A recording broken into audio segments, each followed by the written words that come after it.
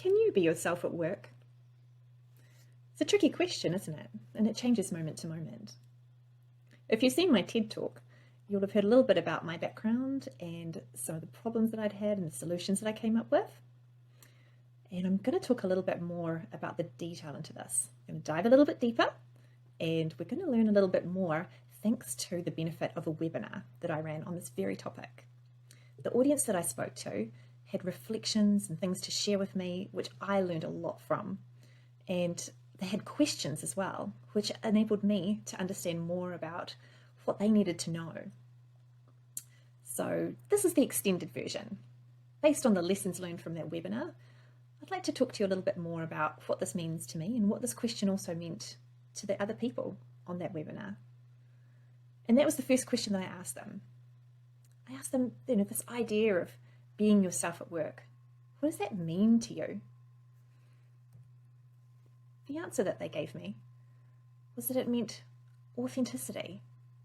And that was the same as being able to live their values. You might like to think about what it means to you. You can pause this video for a moment and just reflect on the question for yourself. Perhaps even write it down. What does being yourself at work mean to you?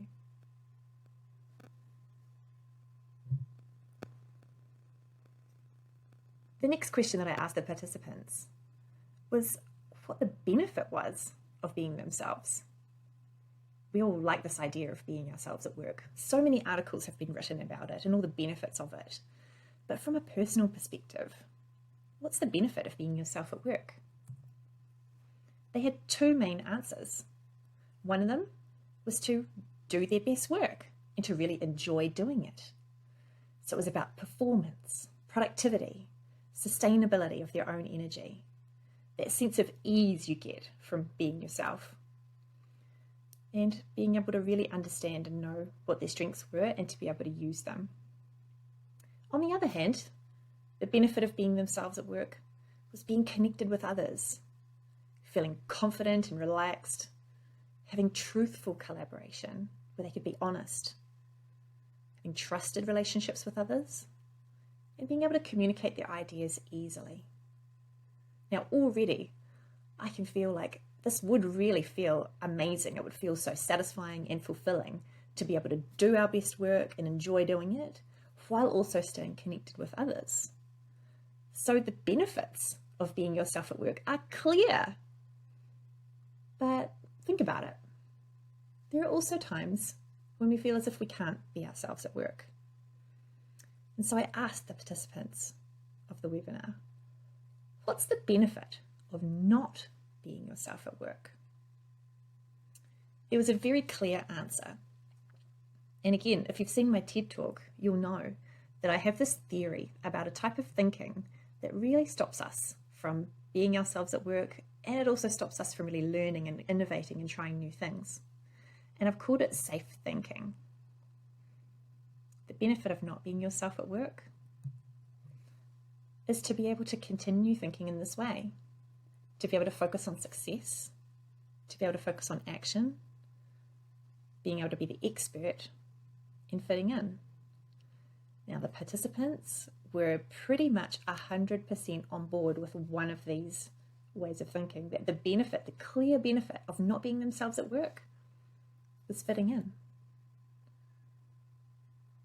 And that tells me that that's really important, that need that we have to feel that we fit in, to feel like we're part of the team, to avoid feelings of judgment and criticism. That's something that is incredibly primal in us, and that we're willing to adapt ourselves, to conform in order to be able to feel the sense of fitting in. Now, you might notice that we've got ourselves into a bit of a conflict here.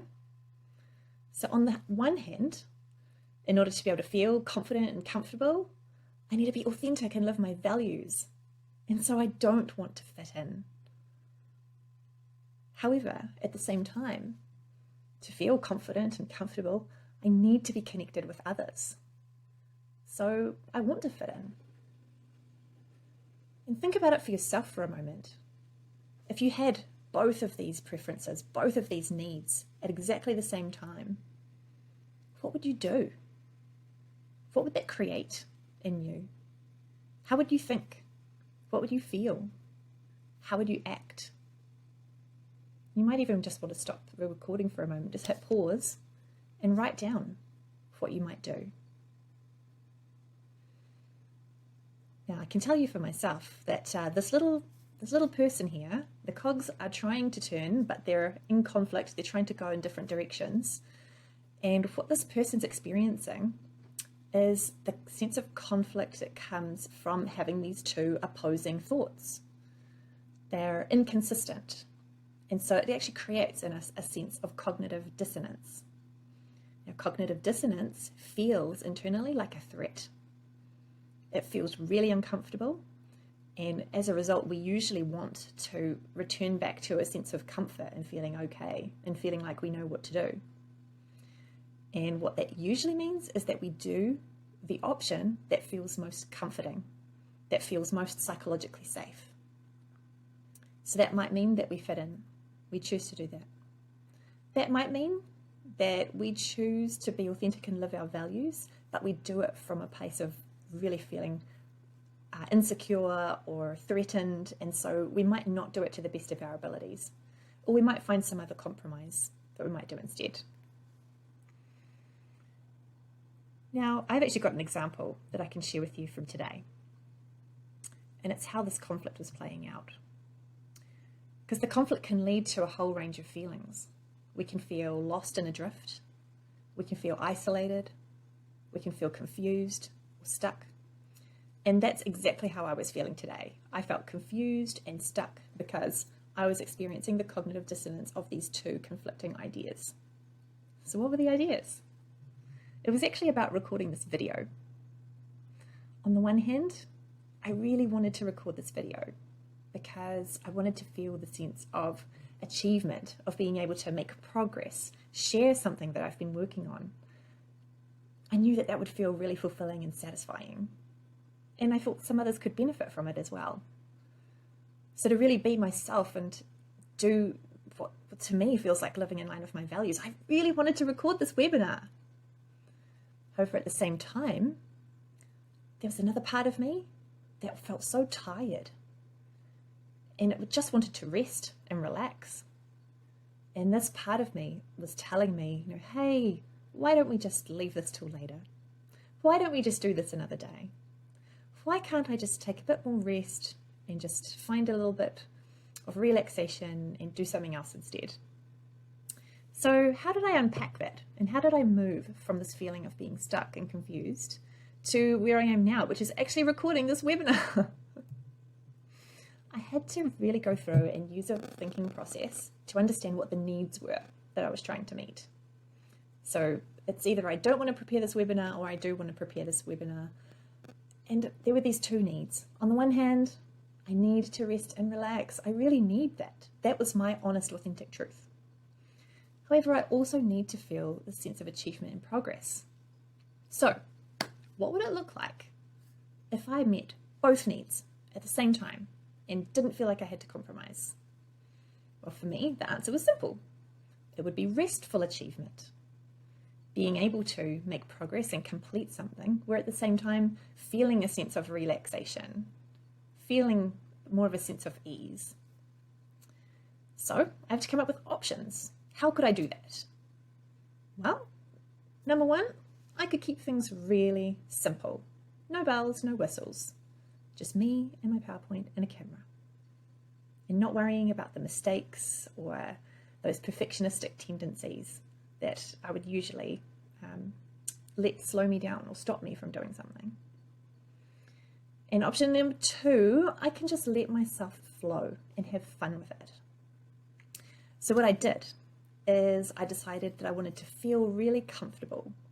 And so I put on clothes that felt really soft and comforting and warm. It's a very cold day here today, so I wanted to feel warm.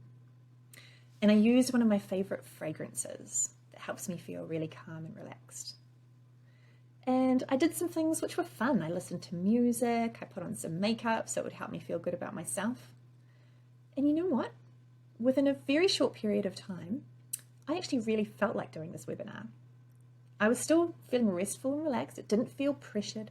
It didn't feel difficult. It felt easeful, and it felt like this was the way that I wanted to do things. So the resistance that I had just melted away. It's important to see that we can really have a huge influence on our ability to do what we want to do, to make the changes we want to make, when we can figure out what it is that's holding us back. And it's usually these thoughts and these feelings that are creating the cognitive dissonance that keeps us stuck and confused and isolated and listless. So here I am. I've recorded this video, so I managed to get past it. What it shows is that this process, a certain process of asking questions, and I do this in my coaching all the time, asking certain questions which get me thinking about how can I be the best version of myself? How can I do what I want to do while being able to release the things that hold me back, that resistance that I might feel, which creates that inner conflict. So it's really all about creating new options. So think back to the question that we started this conversation with when it comes to being ourselves at work. On the one hand, I need to be authentic and live my values. And on the other hand, I need to be connected with others. And whatever your answers were, perhaps you came up with different needs. Think about what those needs are and how might you meet those needs without using fitting in, or without using that thought or that feeling that was holding you back. Take a couple of minutes and see if you can come up with some new options.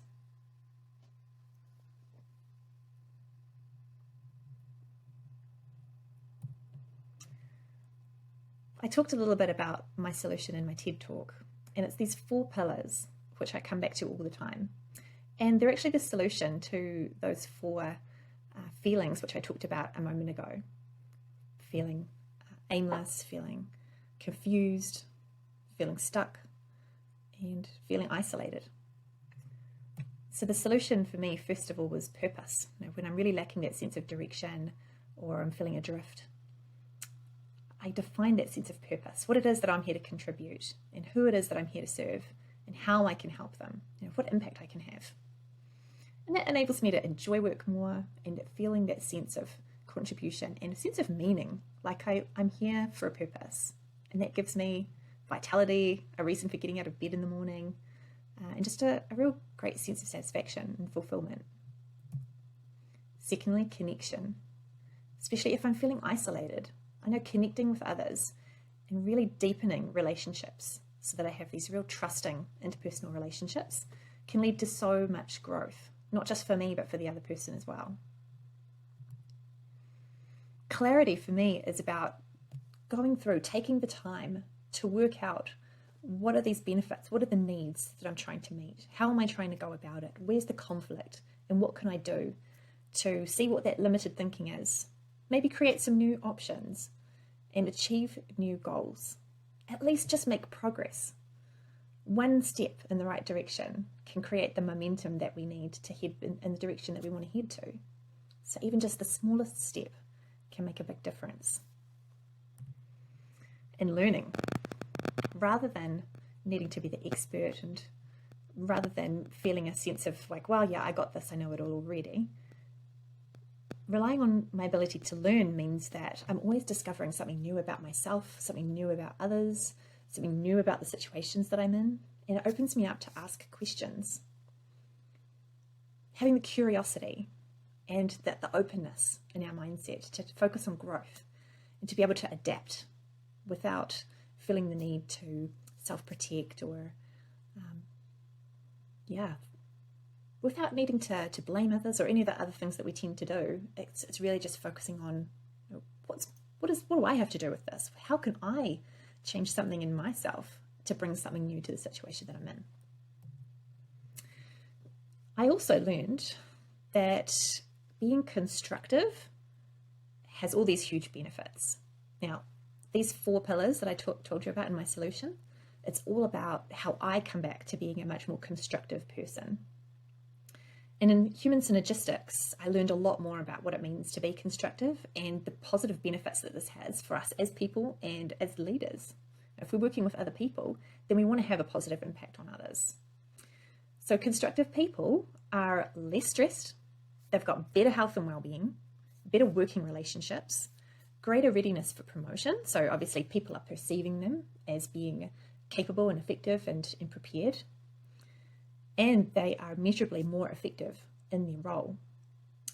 And so this, for me, brings about a really interesting paradox, because even though, at times we feel stuck because we have these desires to grow and to do things differently and to be authentic to who we are, we also have these limiting beliefs that keep us stuck. But by being able to work with these beliefs, that's what creates the energy for growth and for renewal. And then we can discover even new things about ourselves that we didn't realize, things that we could be capable of, potentials and possibilities within us that we didn't even know. So this is what I'm talking about when I think about being ourselves. It's about knowing that we're always doing the best that we can in a given situation, but that we're capable of growth and learning and adaptation. And so we'll be constantly discovering more about who we are and what we're capable of. And to me, that's really exciting. And it also opens up so many possibilities for the future.